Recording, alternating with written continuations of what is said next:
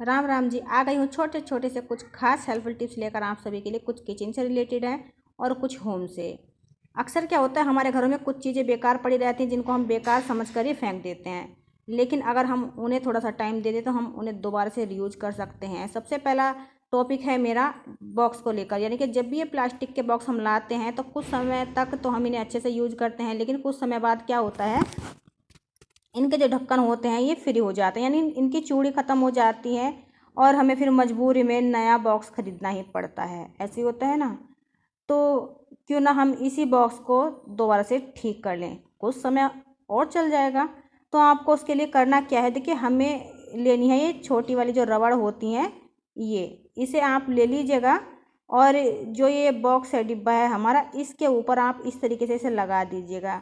जहाँ पर इसकी लास्ट वाली चूड़ी होती है वहीं पर आप इसे फिक्स कर दीजिएगा, यहाँ पर कुछ इस तरीके से। तो जब आप इस रबड़ को इस पर फिक्स कर देंगे, फिर आप इसमें डिब्बे का ये ढक्कन लगाएंगे, तो ये जो ढक्कन है ना, घूमना बंद हो जाएगा। मतलब कि जो बिल्कुल घूमता रहता है, लॉक नहीं होता है, वो आपका लॉक हो जाएगा सही से, अच्छे से ये वर्क करेगा। आशा करती हूँ ये टिप्स में आपको पसंद आई होगी, क्योंकि टिप्स छोटी सी है लेकिन कहीं ना कहीं हमारे थोड़े बहुत पैसे ज़रूर बचाएगी, क्योंकि ये डिब्बे ख़राब हो जाते हैं, हमें तुरंत मॉल को नए डिब्बे खरीदने पड़ते हैं। इससे अगली टिप्स है सिंदूर की खाली शीशी को लेकर। जब ये शीशी खाली हो जाती है सिंदूर की, तो इसे भी हम फेंक देते हैं।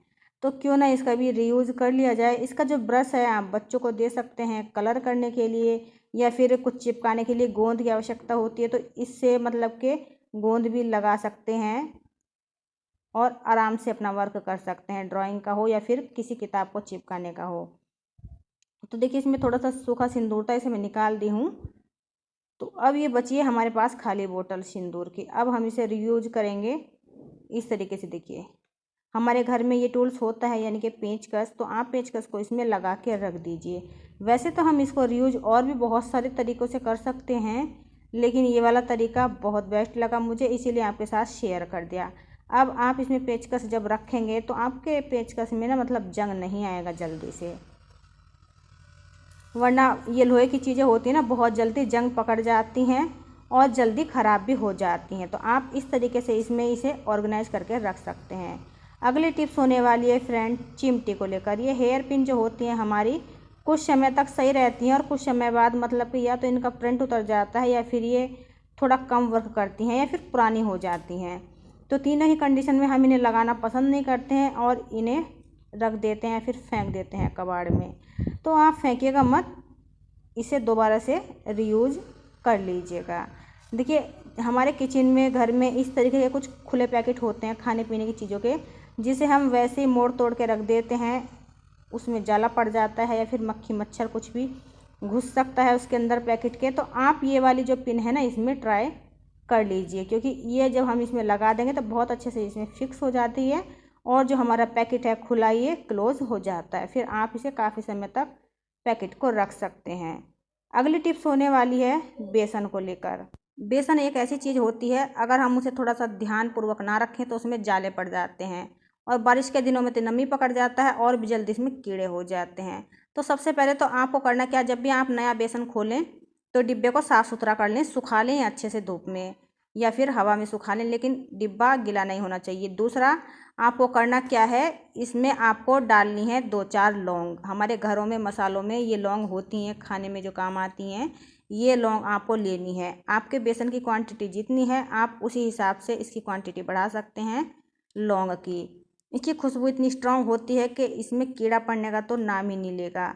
इसकी खुशबू बहुत ज़्यादा होती है, आप काफ़ी समय तक अपने बेसन को रख सकते हैं और इसे इस्तेमाल कर सकते हैं, लेकिन आपके बेसन में ना तो जाला पड़ेगा और ना ही कीड़े पड़ेंगे। अगली टिप्स होने वाली है, ये भी खास है फ्रेंड, बहुत ही खास है, ऑर्गेनाइजेशन को लेकर, यानी कि आपका घर ऑर्गेनाइज हो जाएगा इससे। तो ये एक बॉक्स था मेरे पास, इसे क्या करते हैं, मतलब इसका ऊपर का जो ढक्कन है ख़राब हो चुका है, इसका कोई यूज नहीं रहा था, घर में बेकार हो चुका था, कबाड़ हो चुका था। मैंने सोचा चलो इसको दोबारा से रीयूज करके देख लेते हैं। तो सबसे पहले से मैं बीच में निशान लगा देती हूँ मार्कर से, क्योंकि मुझे यहाँ पर इसमें करना है होल। तो आप पेचकस को गर्म कीजिए चूल्हे पर और इसमें एक होल कर लीजिए। अब हमें लेनी है एक स्टिक, तो मेरे पास अभी ये लोहे की स्टिक है, मैं ये ले रही हूँ। अगर इससे हल्की स्टिक है आपके पास, कोई पाइप है प्लास्टिक का, वो ले लीजिए, या फिर आपके पास जैसे कि कोई लकड़ी है वो भी आप ले सकते हैं, लेकिन ज़्यादा मोटी नहीं होनी चाहिए। जितनी मोटी ये मेरे पास ये छड़ी है लोहे की, उतनी ही मोटी होनी चाहिए, तो फिर बहुत अच्छे से ये वर्क करती है।